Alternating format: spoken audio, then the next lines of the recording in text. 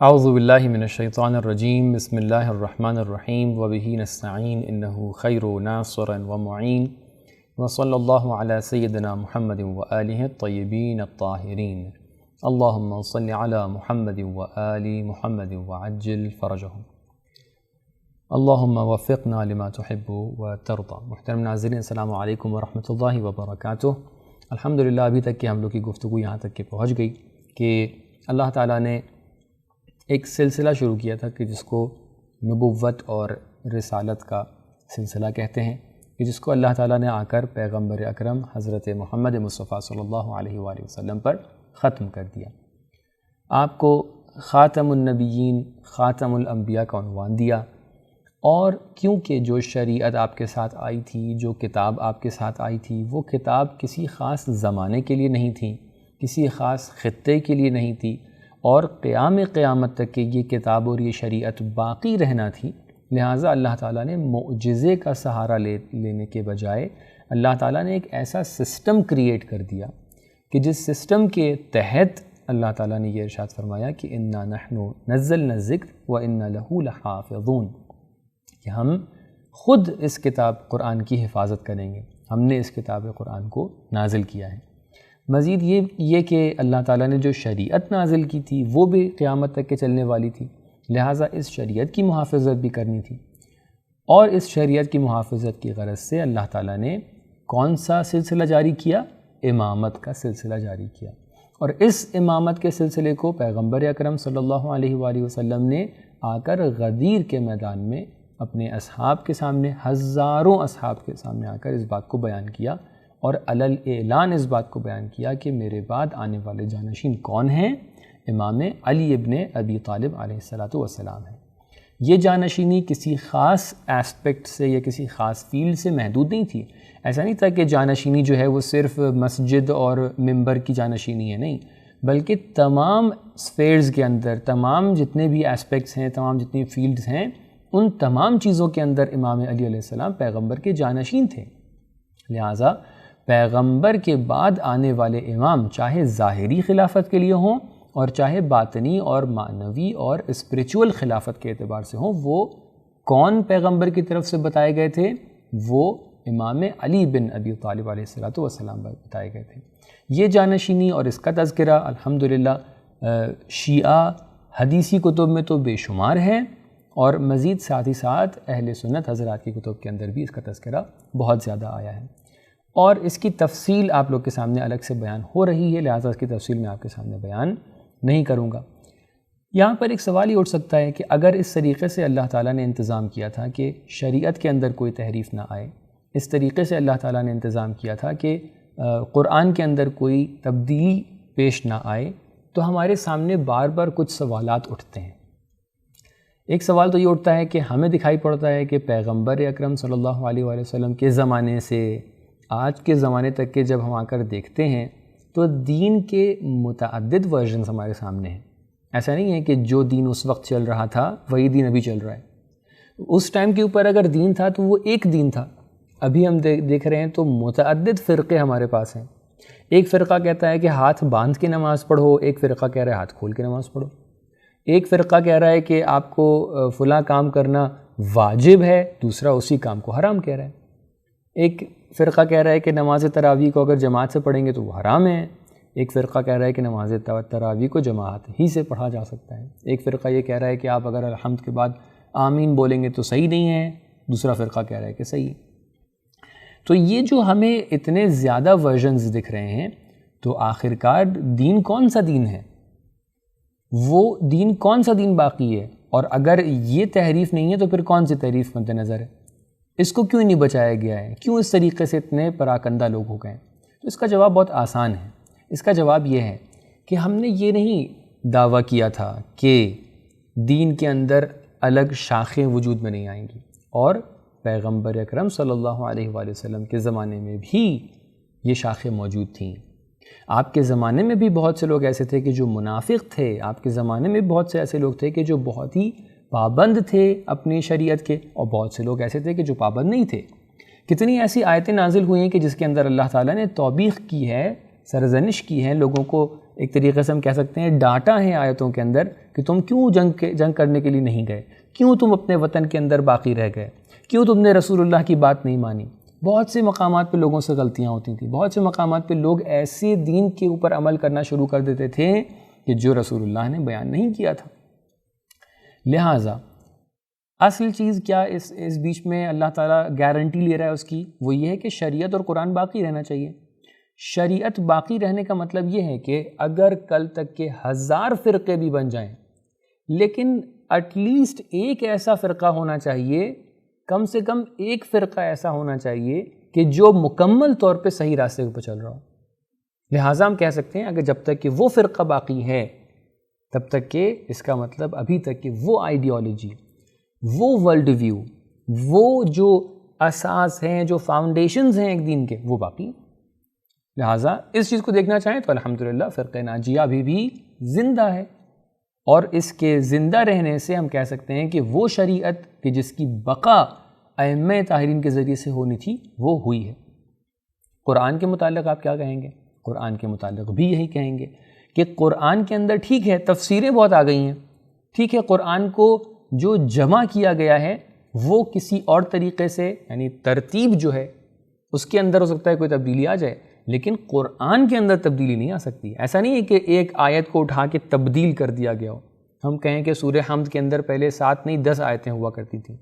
اور اب 7 ہو گئی ہیں۔ کیا ایسا نہیں ہے کہ ہم کہیں پہلے سورہ حمد کے اندر 5 آیتیں ہوا کرتی تھیں اب جو ہیں وہ 7 ہو گئی ہیں؟ ایسا بالکل بھی نہیں ہے۔ لہٰذا قرآن اور شریعت اپنی جگہ پر بالکل صحیح طریقے سے، جس طریقے سے ہونا چاہیے تھا وہ باقی ہے۔ ہاں الگ الگ تحریفیں نکل کے آتی رہیں گی، الگ الگ انحرافات نکل کے آتے رہیں گے، الگ الگ ڈیویشنز آتے رہیں گے،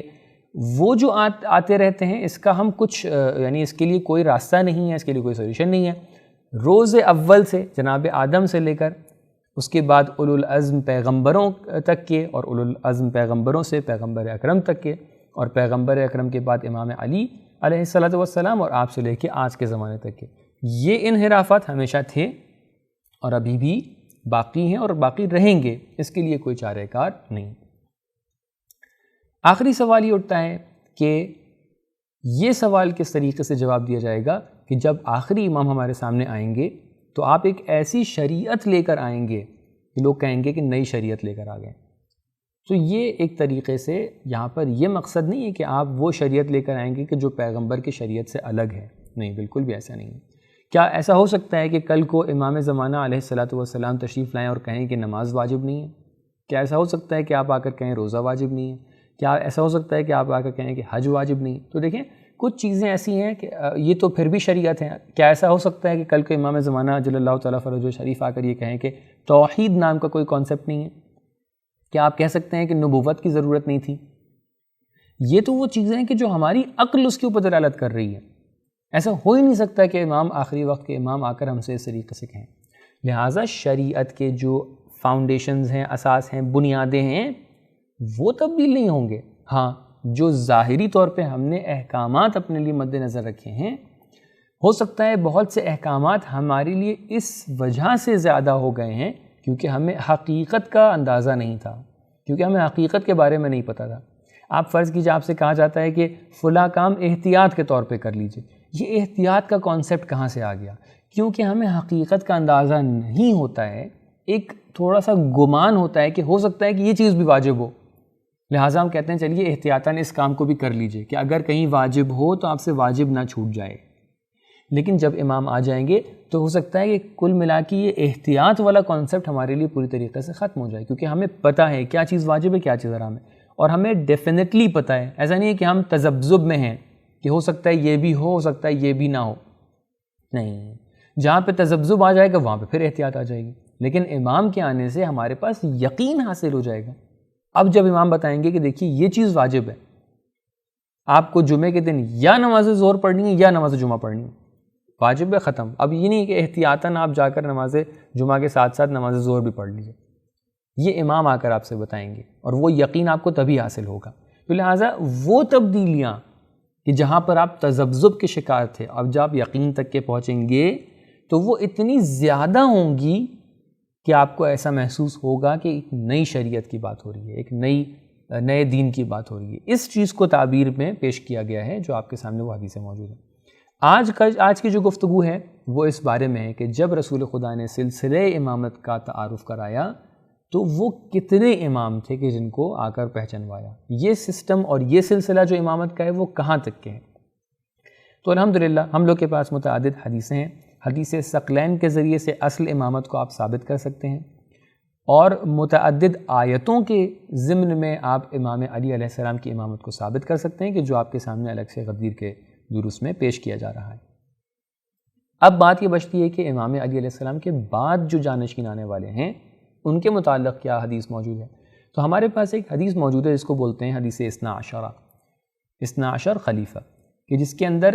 نبی اکرم صلی اللہ علیہ وآلہ وسلم سے ایک حدیث منقول ہے. اس میں آپ نے آ کر اپنے بعد آنے والے امیر، اپنے بعد آنے والے خلیفہ، اپنے بعد آنے والے اماموں کو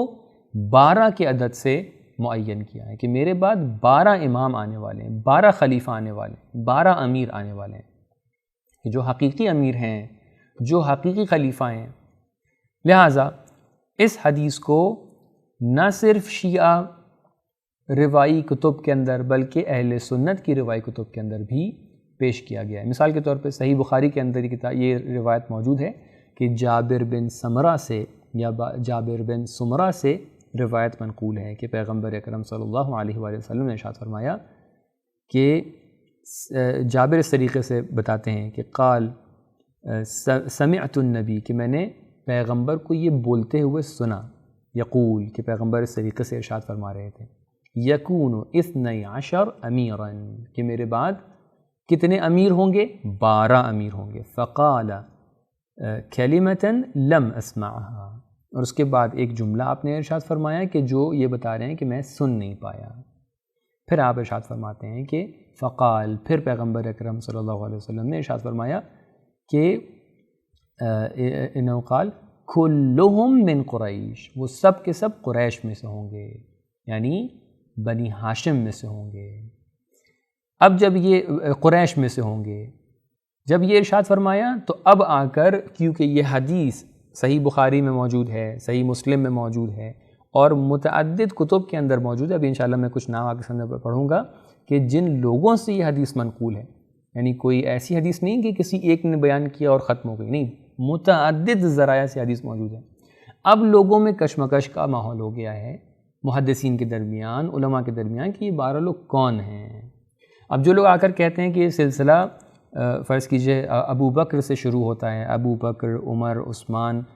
اس کے بعد آنے والے دوسرے خلیفہ، وہ لوگ پھنس جاتے ہیں، کیونکہ آ کر جب خلفاء ثلاثہ کا نام لیتے ہیں اور اس کے بعد والے دوسرے نام لیتے ہیں تو ان کا عدد جو آتا ہے وہ 12 کا عدد نہیں بنتا ہے. وہ یا بنی عباس کو مکمل طور پہ جوڑتے ہیں اور عدد 12 اگر بنا لیتے ہیں تو اس عدد کے اندر ایسے ایسے نام شامل ہوتے ہیں کہ جو بہت زیادہ قاتل، ظالم اور سفاک لوگ تھے، یا ان کا 12 کا عدد مکمل نہیں ہو پاتا ہے. کچھ علماء نے آ کر بنی عباس میں سے کچھ لوگ کو اس میں شامل کر دیا ہے، کچھ نے آ کر کسی اور طریقے سے شامل کر دیا ہے. آپ دیکھیں اس کو کتنے لوگوں نے پیغمبر سے اس حدیث کو نقل کیا ہے جابر بن سمرہ کے ذریعے سے،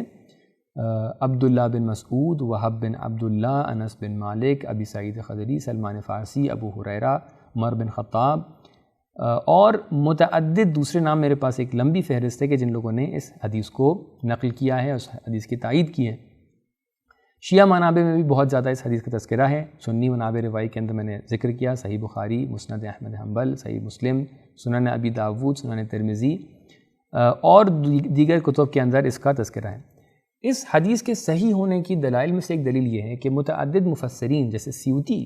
کہ جو بہت ہی زیادہ تنقید پیش کرتے ہیں متعدد حدیثوں کے اوپر، انہوں نے آ کر اس حدیث کو مانا ہے اور اس کی تفسیر بیان کی ہے، اور آ کر اس 12 کے عدد کو صحیح کرنے کی کوشش کی ہے کہ جس میں آخر میں 2 لوگ ان کی لسٹ میں کم پڑ جاتے ہیں، اور وہ کہتے ہیں ہو سکتا ہے کہ وہ 11ویں وہ شخص ہوں کہ جو آخر الزمان میں مہدی کے عنوان سے ہمارے سامنے آنے والے ہیں، اور 12ویں کی بنسبت وہ کوئی تذکرہ نہیں کرتے ہیں اور کہتے ہیں کہ ہمیں ان کا انتظار کرنا چاہیے. اور متعدد دیگر جو مفسرین ہیں یا علماء ہیں اہل سنت حضرات میں سے، ان لوگوں نے باقاعدہ اس حدیث کی تعبیر اور تفسیر بیان کی ہے کہ آخر ہم کیسے اس 12 عدد تک کے پہنچ جائیں. جب کوئی بھی اس حدیث کو مثال کے طور پہ سیوطی نے اپنی کتابوں میں اس طریقے سے بیان کیا ہے کہ یہ سلسلہ ابو بکر، عمر، عثمان، علی، حسن بن علی، معاویہ، عبداللہ بن زبیر، عمر بن عبدالعزیز کے ذریعے سے مکمل ہوتا ہے، اور آخر میں آ کر ان کے بعد وہ 2 نام اور نہیں گناتے، اور ان حکمرانوں میں وہ کبھی بنی عباس کے 2 حکمران یعنی مہتدی اور اواہر کو بھی شامل کرتے ہیں، لیکن بہرحال وہ کبھی بھی آ کر 12 کی عدد کو مکمل نہیں کر پائے اور کہا کہ کچھ لوگ اس کے اندر شامل نہیں ہیں جن کا ہمیں انتظار کرنا چاہیے۔ لہٰذا بعض علماء نے آ کر اس بات کو مان لیا ہے کہ جیسے قندوزی نے، یہ جو حنفی مذہب کے ہیں، لیکن انہوں نے آ کر اس بات کو مان لیا ہے کہ ہاں یہ عدد جو 12 کا عدد رسول اللہ ارشاد فرما رہے ہیں، یہ عدد ان اماموں سے میچ کھاتا ہے کہ جس کے اوپر شیعہ مذہب عقیدہ رکھتے ہیں۔ لہٰذا یہ بات جب خود جو دوسرے لوگ ہیں جو اس مذہب سے تعلق نہیں رکھتے ہیں، وہ خود اس بات کو ایکسیپٹ کرنے پر مجبور ہیں کہ وہ 12 کا عدد کہ جو مذہب اہل بیت بیان کر رہا ہے، یہ وہی عدد ہے کہ یہ وہی سلسلہ ہے کہ جو پیغمبر اکرم سے منقول ہے۔ تو لہٰذا ہمیں سمجھ میں آ جاتا ہے کہ یہ 12 کا سلسلہ اس طریقے سے ہے کہ ہمارے ائمہ طاہرین جن کو ہم 12 اماموں کے نام سے جانتے ہیں، وہ سلسلہ ہیں کہ جو پیغمبر اکرم نے اپنے بعد آنے والے 12 اماموں کے عنوان سے ان کا تعارف کرایا، کہ جس کے پہلے امام علی بن ابی طالب ہیں، جس کے دوسرے امام حسن بن علی علیہ السلام ہیں، اس کے تیسری کڑی جو ہیں وہ امام حسین بن علی علیہ السلام ہیں، چوتھے امام زین العابدین علی بن حسین ہیں، 5ویں امام محمد باقر علیہ السلام ہیں، چھٹے امام جعفر الصادق علیہ السلام ہیں، 7ویں امام موسیٰ الکاظم علیہ السلام ہیں، 8ویں امام علی بن موسیٰ الرضا علیہ السلام ہیں، 9ویں امام محمد تقی الجواد علیہ السلام ہیں، 10ویں امام علی النقی الہادی علیہ السلام ہیں، 11ویں امام عسکری علیہ السلام ہیں، اور 12ویں امام کہ جو قید حیات میں ہیں، زندہ امام ہیں، وقت کے امام ہیں، ہمارے وقت کے وہ امام ہیں جن کی معرفت ہمارے اوپر واجب ہے اور جن سے منتسب ہمارے یہ دروس ہیں، وہ امام مہدی آخر الزماں عجل اللہ تعالی فرجہ الشریف ہیں۔ اللہم صلی علی محمد و آل محمد۔ الحمدللہ، تو ہمارے سامنے یہ بات واضح ہو گئی کہ وہ 12 اماموں کا سلسلہ کہ جو پیغمبر اکرم نے بتایا ہے کہ جن کے ذریعے سے دین، شریعت، قرآن کی حفاظت ہونے والی ہے، وہ سلسلہ یہ سلسلہ ہے۔ آج کی گفتگو کو یہیں تک کے رکھتے ہیں، انشاءاللہ امید ہے اگلے آنے والی گفتگو میں ہم لوگ بالخصوص آخری جو امام ہیں یعنی امام مہدی آخر الزماں عجل اللہ تعالی فرجہ شریف، آپ کے متعلق جو منجی کا تصور ہے یعنی نجات دینے والے کا تصور ہے، اس کو آپ کے سامنے بیان کریں گے۔ امید ہے کہ آپ بعد والے سیشنز میں اگلے آنے والے سیشن کو ضرور سنیں اور ضرور دیکھیں، کیونکہ اس کے اندر آپ کے لیے بہت سی انٹرسٹنگ باتیں ہوں گی کہ جو دنیا بھر میں دوسرے ادیان کو بھی کنیکٹ کر سکتی ہیں انشاءاللہ تعالی۔ آج کی گفتگو یہیں تک رکھتے ہیں، والسلام علیکم ورحمۃ اللہ وبرکاتہ۔